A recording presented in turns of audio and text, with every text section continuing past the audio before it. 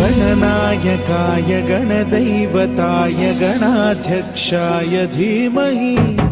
गुणशरीराय गुणमण्डिताय गुणेशानाय धीमहि